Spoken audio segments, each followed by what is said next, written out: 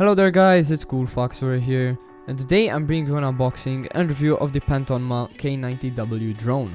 Taking a look at the box, you can see some features listed on the left side, and on the back you have the specifications and app that you need to install to connect it to your phone. Opening the box, you will find another white box, the drone itself and a manual. The box contains the controller, which is nice and tactile, the propeller guards and screws needed, and also the charging cable for the 2 batteries included. Opening the manual, you can see all the instructions and features listed and all the functions that the drone carries out. It is written in English, so you can easily read through it with no problems. Taking a look at the drone itself, you can see the 4 blades which were in pristine condition before I used it and crashed it a few times. To turn it on, you have to hold down the power button and the 4 LEDs will start to flash to show that it is ready to pair to a controller or a phone. The battery slides in easily at the bottom and clips into place. There is also a piece that should secure the battery, which started to fall off on its own. This is the controller provided, and it is actually made out of nice quality plastic for the price. You also have the extra battery included with the charger, which can be easily plugged into any USB outlet and charge it up in about 45 minutes as stated in the manual. The propeller guards also include a screwdriver which can be used to unscrew the screw on the back of the controller, and you can insert 2 AAA batteries which are not included in the box.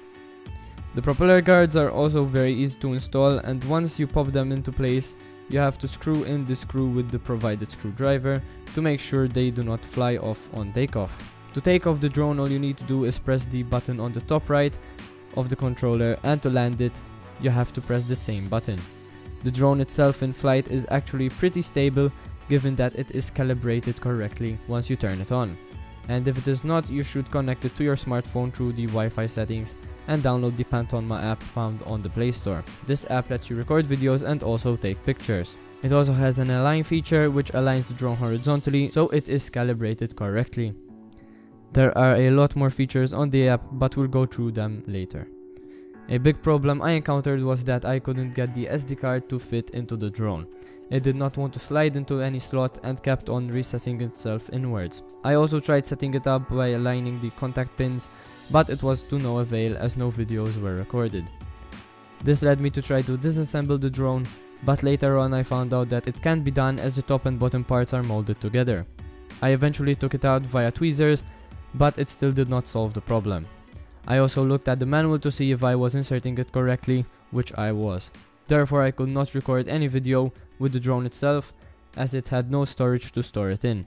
Surprisingly, when connecting the drone to your phone, it does let you take pictures and it stores them onto your phone storage. But it is not the same with video, so sadly I cannot give you a video sample.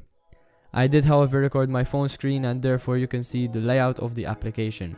You can easily tell that there is a big delay with the live view mode, and therefore when moving the joysticks you will see that it is lagging behind, but I can assure you that it was very responsive in real life. Some features included are the picture button, recording button, gyroscope button which controls the drone via your phone's gyroscope, the I which hides the layout, HL which changes the speed, the return button which returns the drone to its original destination, CF mode, light switch which toggles the drone's LEDs, 3D which duplicates the live view to work in 3D, but there will still be a big delay, and the back button which takes you to the app's home screen. On the bottom you will also find the hand switch, camera adjustment buttons which do not work on this model as the camera cannot tilt, the takeoff and landing button, the horizontal alignment button, and also the gallery button. I hope you enjoyed this video guys. If you did, please leave a like and subscribe for more content. This was CoolFox and I'm out. Peace.